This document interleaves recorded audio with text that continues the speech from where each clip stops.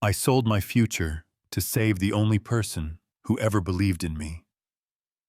A billionaire paid my family's debt in exchange for a baby, and somewhere between the contract and the crib, he fell in love and tried to lock my whole life behind his gates. If you've ever signed something with shaking hands and told yourself it was worth it, yeah, that happened. I walked into Danny Smith's glass penthouse with thrift store shoes and a steady voice that did not belong to the girl. Wearing them, the contract said, no parental rights, no contact supervised calls, move to his mountain estate, take the money in stages like milestones on a project plan, and he asked if I understood what I was proposing, while the city glittered under us like a dare. I thought of my grandma's breath going thin in a hospital that couldn't help her, I said. I do, and when the pen scratched my name for the 17th time, I swear I could hear the door of my old life click shut. The medical screening felt like being measured for a cage.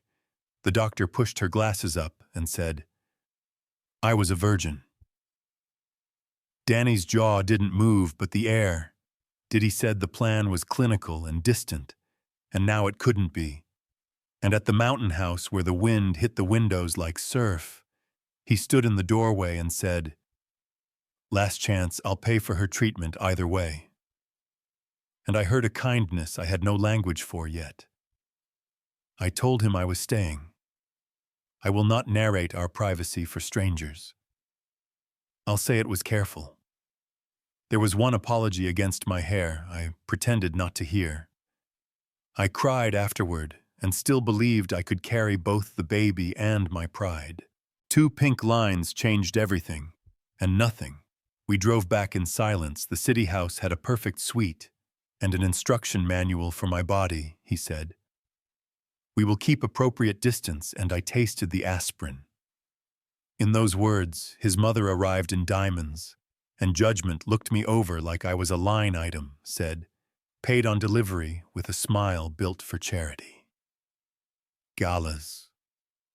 I waited for him to shut it down.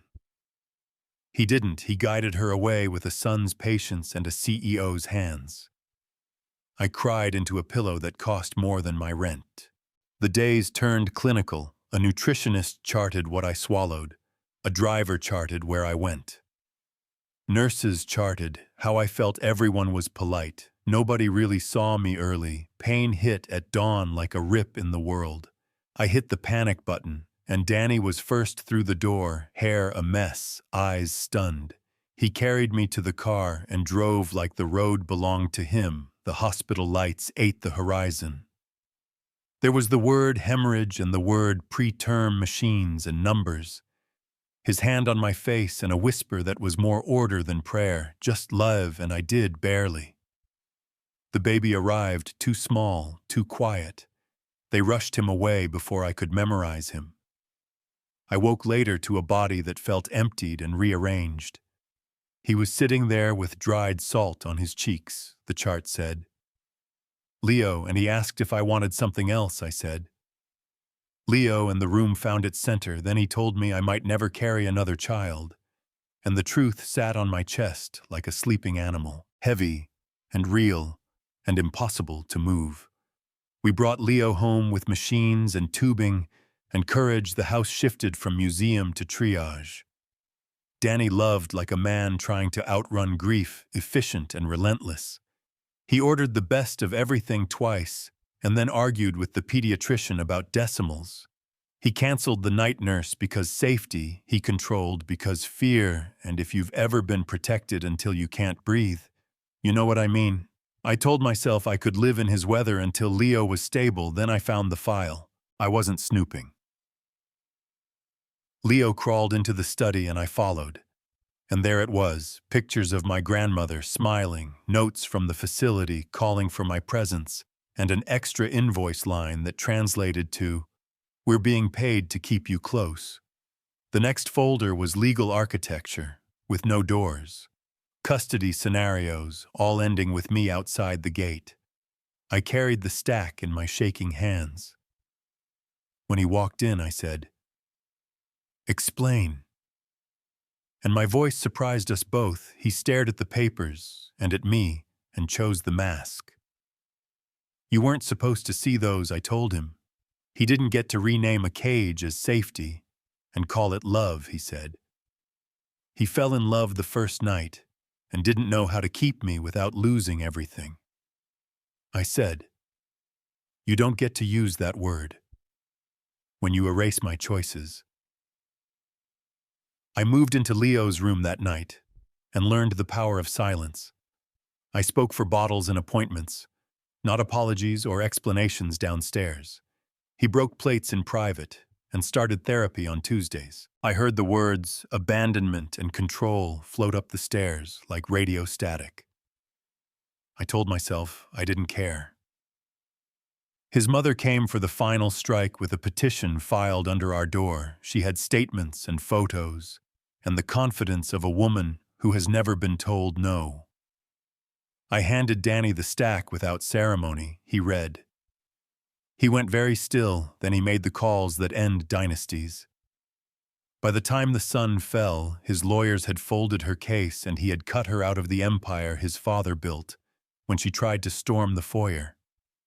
He met her on the threshold and said, "You threatened my son's mother." "That is unforgivable," she screamed. "Your mother." And he said, "She is." And the door closed on a different family than the one that opened it. I won't lie, something in me softened. Not forgiveness, just a crack of light. Life asked if any of it was real. Danny flew overseas to fix a supply disaster. The call came at 2 a.m. With the word accident, I packed Leo and flew toward the worst feeling. He looked smaller in that hospital bed, every tube a confession. He said my name like a man learning to pray, told me he'd been closing accounts and setting up protections so I would never be trapped again. He apologized without bargaining. He said, "I don't know how to love without trying to own." And I am learning the machines argued with his heartbeat. And the room filled with running feet. They wheeled him away while I held our son and told the ceiling that I would not hate a man I might have to bury. He lived slowly, painfully, by inches that felt like miles. Back home, the study turned into rehab, wheelchair to walker to cane.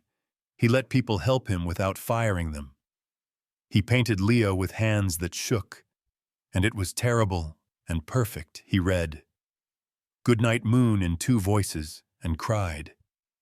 When Leo laughed, he asked, instead of ordering. He left the guest house each morning and waited on the porch until I cracked the door. If I said not today, he sat on the steps for an hour anyway and left quietly. One afternoon, he called me to the desk where the worst folder used to live and laid out new papers, legal maternity for me, joint custody, financial independence. I alone controlled an apology letter that couldn't be charmed away, and most important, permission in black ink to leave with Leo. If I chose, he said, "I want you to choose me, without a cage." I held the pen and saw 2 futures. One where I ran and rebuilt myself, somewhere that didn't smell like old grief, where I stayed and demanded love with open hands. I slid the pen back. "Keep them." I said, "They are my safety net. If the old you returns, I will sign and the ink will smoke." He nodded and said, "Fair," and you could see it cost him something. We did not fix it with one soft focus night. We rebuilt like people who know how quickly a house can burn. Breakfasts, where Leo wore yogurt like cologne afternoon walks, while Danny counted lampposts as therapy homework. Small arguments for practice, real. Apologies. Afterward, Ruth the housekeeper told me mercy is as powerful as justice, and I rolled my eyes and then listened anyway. Leo toddled his first true steps on a Tuesday. I shouted Danny without thinking, and he sprinted and almost fell and dropped to his knees while our son walked into his arms. With the look that breaks and mends you at the same time that night, he reached for his coat to go back to the guest house, and I said, "Stay, not forever, not as a rule, just tonight." I am terrified, that's how I know it's a real choice. We sat on the couch and talked until the windows turned gray about the first night at the mountain house. And the apology, he whispered about the difference between protection and possession, about grief that makes you build cages out of love and call it safety. We did not perform romance for the moon. We fell asleep with our feet tangled and the papers still in the desk like a promise we wouldn't break each other to keep. People want a fairy tale, a cliffside wedding, a dove. We are not doves, we are people. The guest house is still his address on paper, because it reminds us both that freedom is the only ground love can stand on. He shows up at 7 with coffee and leaves. When my eyes say leave when he fails, he says fail without spin. When fear claws at me, I say, scared out loud. Instead of staging a silent war, Nana says she hears laughter in the background and likes this version of our house. Marjorie sends a letter. I do not open. Leo says Dada and Mama like prayers and sleeps diagonally across our rib cages like a king who trusts his guards. So tell me honestly, would you have signed those papers and walked? Would you keep them locked in the desk the way I do as leverage in case old instincts return? Did Danny do enough to be forgiven? Or does a contract like ours cross a line? No apology can reach. Where do you land between justice and mercy when power and desperation collide? Drop your take in the comments. Share the story that changed your mind about love and control. Hit like if you believe love has to include freedom, and subscribe if you want more stories told the way they were lived, raw and a little messy. You know what I mean?